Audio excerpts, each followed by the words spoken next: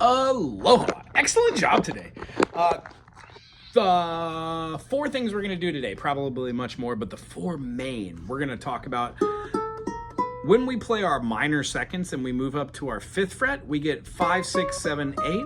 And then when we move up to our 9th fret, 9, 10, 11, 12, we get octaves.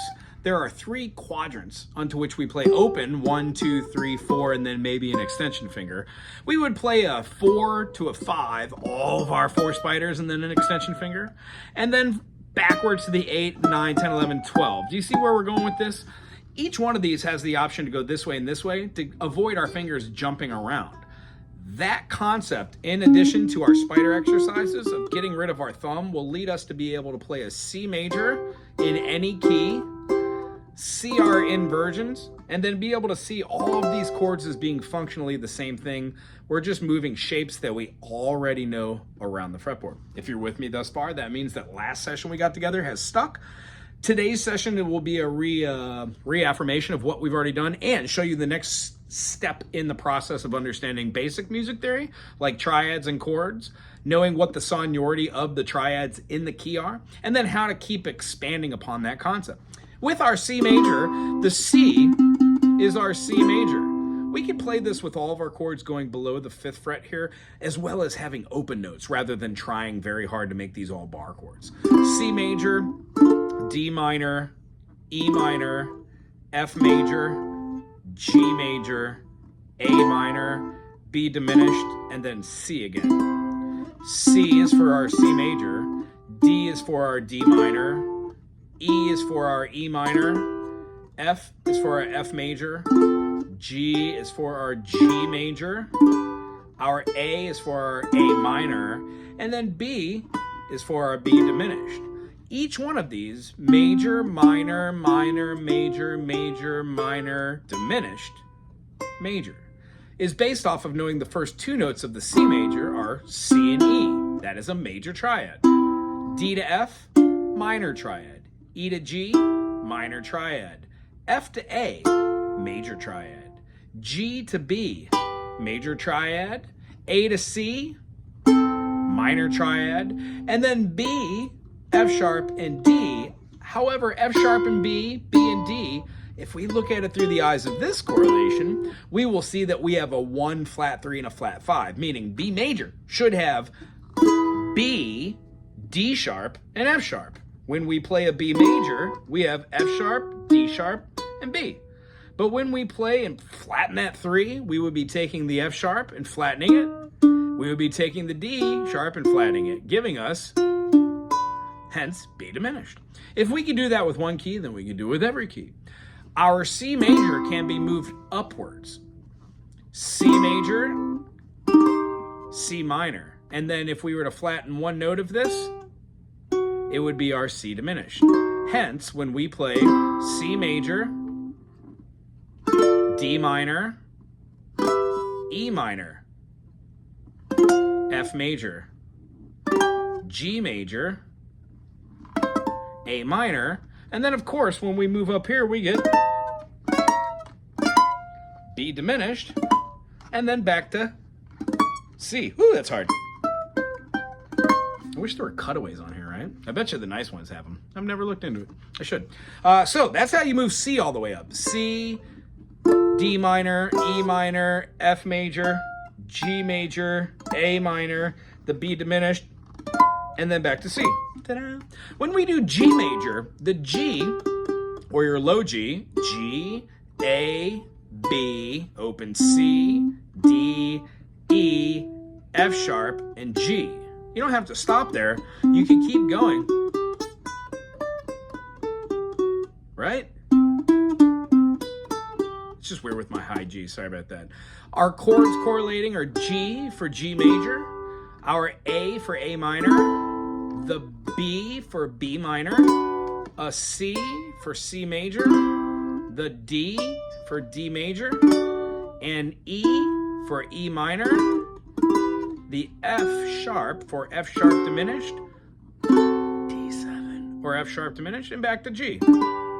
Also, we can move this one up linearly. If this was a major and this was a minor, and this is a major, this is our third. G, B, D.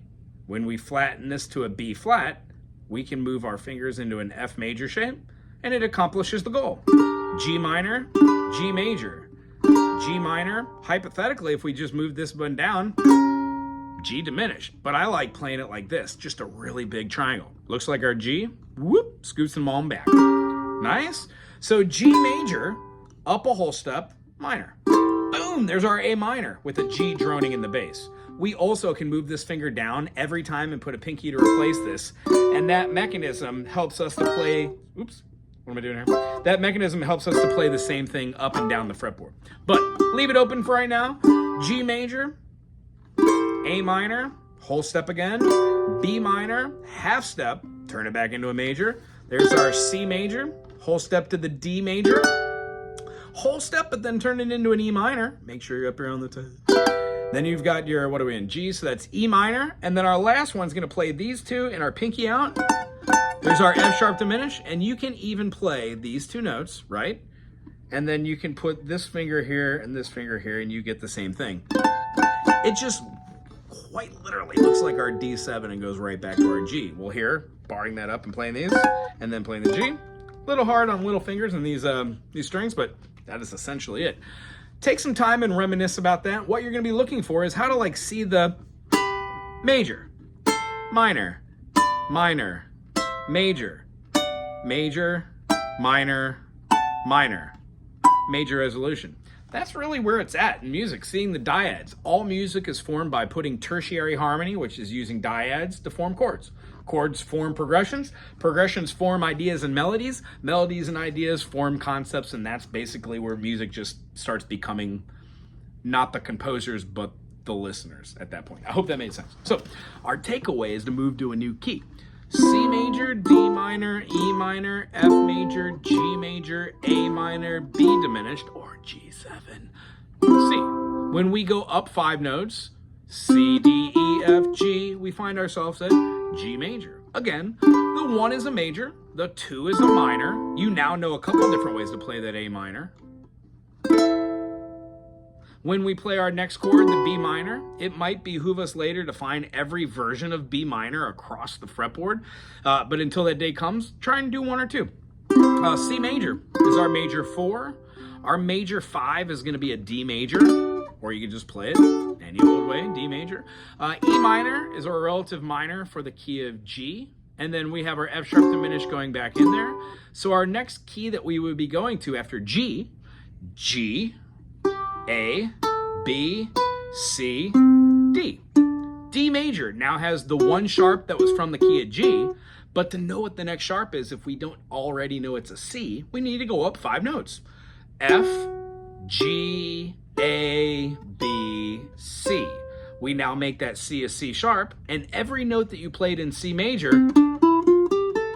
and every note that you played in G major, now turns every C into a sharp. So G, A, B, C sharp, D, E, F sharp, G, A, B, C sharp, D. These are the notes of D major.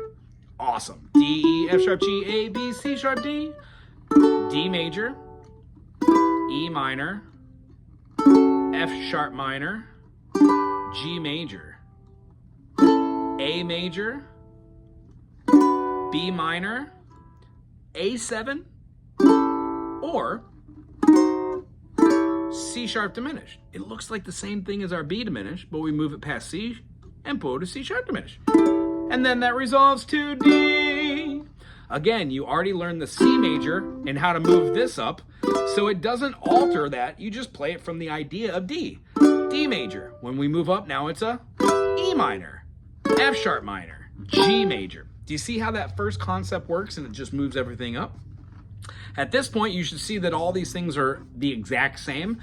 And then knowing that D major, E minor, F sharp minor, G major, A major, B minor, you can see that all of these notes are based off of chords like the E minor that you already know. So wherever you play these, you already have the fingering. You just have to work on naming them for a new key. Hence, when we do the next key, D, E, F sharp, G, A major, B minor, C sharp minor, D major, right? E major, F sharp minor, G sharp diminish, and then our G sharp diminish can also be an E dominant 7. And then it goes right back into our A, B, C sharp, D, E, F sharp, G sharp, A. So the takeaway, try and work up your new chords in the key of D major. If you feel like doing A major as well, try and work them all the way up and see how they functionally go back and forth between the diads. And then as far as the key of D major, associate D, E, F sharp, G, A, B, C sharp, and D. The finger mechanism into which you're seeing right now is one of the best ways to play a scale. Don't have to play them linearly, but if we play them in patterns,